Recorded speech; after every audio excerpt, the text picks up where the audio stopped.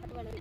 இப்போ பட்டு வளர்க்குது தன்மையது மழை பகுதி நம்ம முல்லை செய்து நாற்று வந்து முடிவடைந்த செடியிலிருந்து கட்டண உச்ச இது நம்ம நாற்று பென்ஸ் திக்னஸில் கணுக்கள் நம்ம பண்ணி செய்யணும். பெஸ்டிக் இது தேன் பாய் கரைசல்ல பத்து ஊற்றி நடவு செய்யறதுக்கு பாட்டு ரெடி பண்ணிக்கணும். 1 ஏக்கரில் 33 மணிகள் முடியும். அந்த மாதிரி அப்படின்னு நமக்கு நம்மளுக்கு தேவையான பட்டு நடவு செஞ்சுக்கலாம். கூட இருக்கிறது வந்து வந்து நடவு செஞ்சதுலேருந்து 3 மாதம் இந்த நாட்டுக்களை நடவுக்கு ஒரு வருமானம் வந்து பெற முடியும்.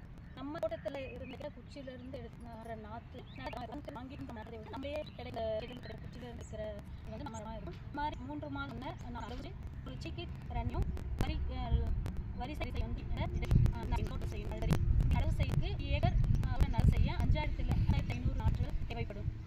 நடவு 6 மாதத்துக்கு நம்ம 6 மாதம் நம்ம தோட்டம் பராமரிப்பு செய்யணும். முதல் வந்து விவசாயம் அடைஞ்சிட்டு 6 மாதம் முதல் வந்து ஒரு 500 தொகை நம்ம முடியும். முதல் இடம் முடிவில் ஒரு 127 தொகுதிகளையும் வளர்க்க முடியும். இதே மாதிரி திட்டத்துக்கு 20 வருடம் ஆகும்போது 150-200 தொகுதிக்கு நல்லா இருக்கும்.